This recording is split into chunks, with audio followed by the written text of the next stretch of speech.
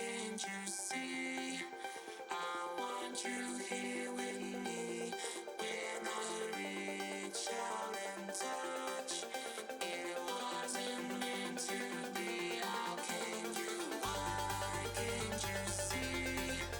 I want you here with me. When I reach out and touch, it wasn't meant to be. How can you?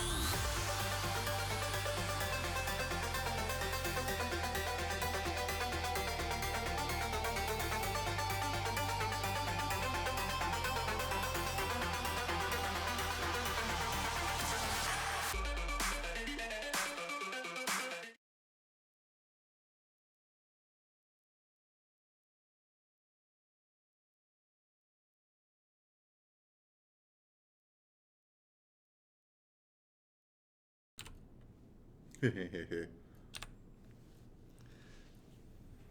right, we're live. right, and hello, and welcome to another fantastic outing for League of Legends Play.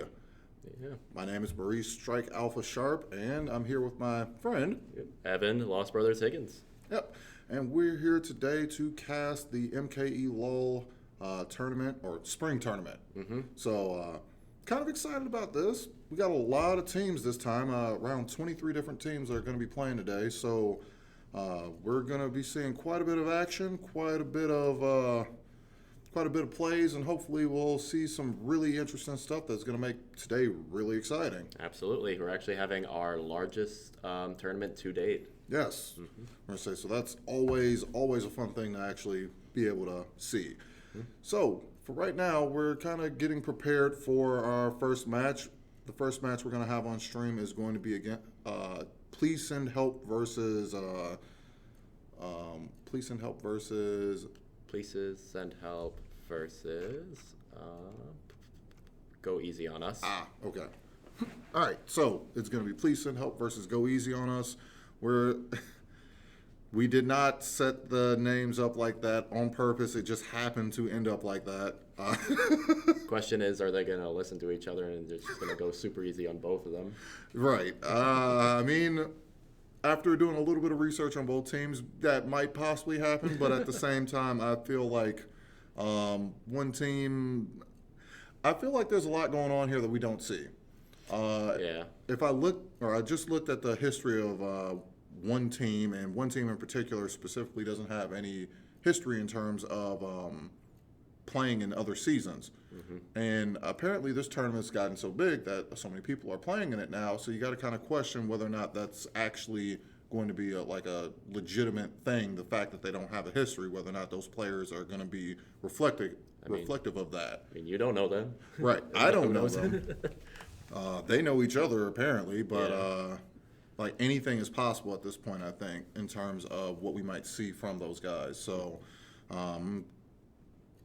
I think it might turn out to be a pretty interesting game. And looking at the tournament as a whole, we have a lot of return teams from last time. We're looking at teams like Navi, Silk, Final Light Gaming, some of our big hitters from last time, and we're also having a lot of new teams come in as well. Right. I'm going to say very excited to see, at least for me, I'm kind of excited to see what Horizon Line Dawn might actually do. But otherwise, yeah, I'm always excited to see where our top teams are coming from and how exactly they're going to play through this tournament. So Yeah, absolutely. we'll look forward to seeing those guys a little bit later on. And are they loading up? Looks like they're loading up in the Discord channel. So Yeah, just waiting for our spectator code, and then we're going to get into the game. okay. So are you predicting any champions in terms of showing up in this tournament? Champions I think are going to show up. I think Galio is definitely going to show up. He's just a really strong initiator in team fights. Right. Like, you just have someone run in, and then Galio follows along with them, and then it initiates, and then it always, like, it should turn out in an optimal situation to be a good team fight initiator. Right. Personally, I think Lulu's going to be showing up quite a bit in terms of the support role. She's been very versatile, and she's actually showing up a lot in terms of higher level matches. And she kind of allows people to come up with like some more safer team comps, and I think because a lot of people are trying to feel each other out in terms of what they need to expect, especially on the first day, we're going to probably see a lot of her.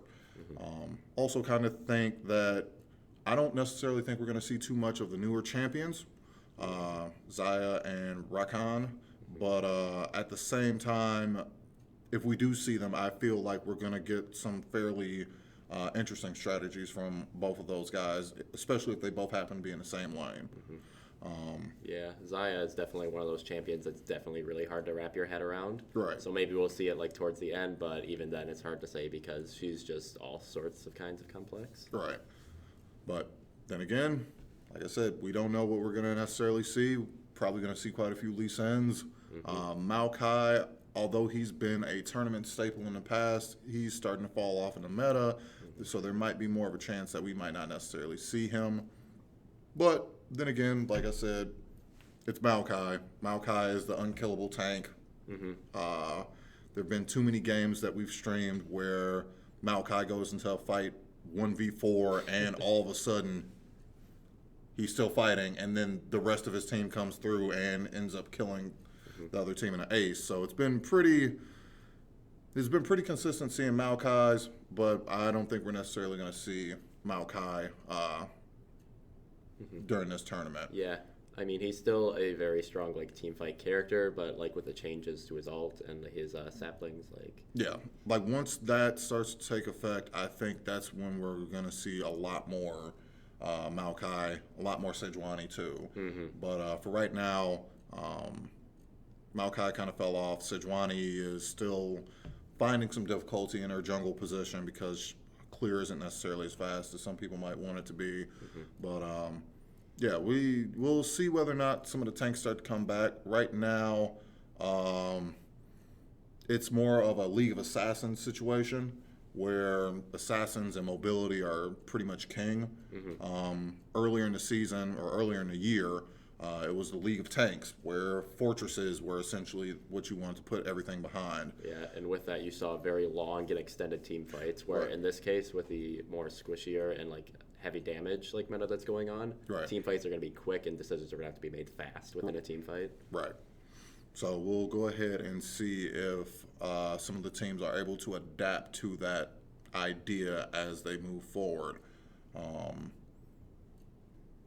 As it is going to be more of a mobility-based game, it's going to be kind of interesting to see whether or not it's going to be kind of interesting to see whether or not people take advantage of that and what combinations they can come up with. Yeah, I'm definitely like hoping to see some Rengar for sure, maybe some Kha'Zix.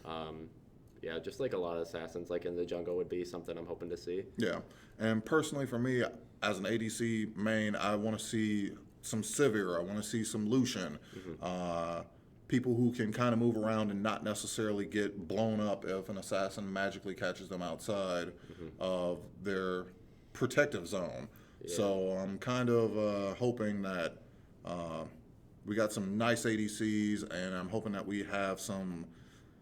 I don't necessarily expect to see tanky supports. I like tanky supports personally, but at the same time, I kind of hope to see some utility going on in that role. Yeah, Quite a few levels, I think. And going back to AD carries, the large difference from last tournament compared to this one is Jhin is no longer at the top. Right. Like Right.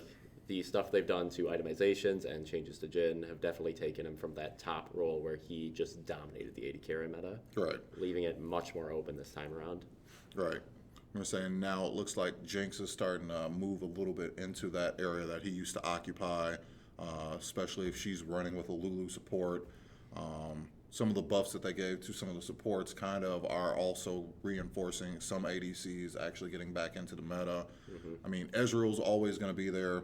He's like the Lee Sin of ADCs, where if you know what you're doing and you're able to understand spatial awareness and things like that, you can do some pretty complicated things. Yeah. But other ADCs, like I said, like Jinx, Twitch, he's also coming back pretty strong. Sivir again is coming back a little bit. So we're in for a good time. I think we're gonna have a way different champion pool than we had in the previous tournaments, and it's gonna be pretty exciting, I think. Yeah, and definitely this time around, like Jin was like that immobile, like heavy DPS character, Right. like, and so was Kog'Maw. But this time we're seeing a lot of like mobility, like Ezreal with his shift ability, Yeah, arcane like shift. just like flash away from his thing and then reposition himself Right.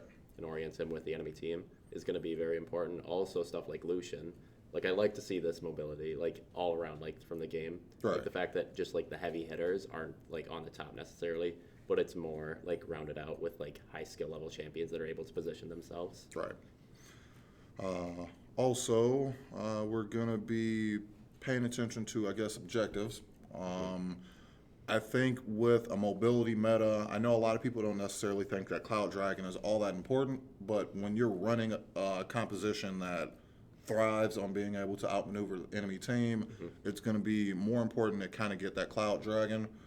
Mountain's going to be kind of important. Well, Mountain's always going to be important just because it helps with objective Right. control and objective taking. But I think that there might be a little more priority on Cloud. Ocean, maybe not as much, mainly because it feels like there's more of a kill lane situation. But if when team fights start, you aren't necessarily going to see people getting poked down too much. It's going to be either all or nothing. So I would assume that people would want Cloud a little bit more than Ocean. Yeah. Ocean's going to be nice for laning, but later on, when team fights start to occur, you're going to be worried about positioning a lot more. So Yeah. I'm hoping to see a lot of people going for Cloud Dragon. And also part of that is just my personal preference because I like playing Quinn. So the Cloud Dragon always makes me move around the map faster. Yeah, just get you to lane there and then like right back on that gold advantage that Right. you're like trying to pull ahead. Right. So yeah, I'm hoping that there's some priority for that for a lot of teams moving forward. And Baron is always going to be Baron. So Yeah.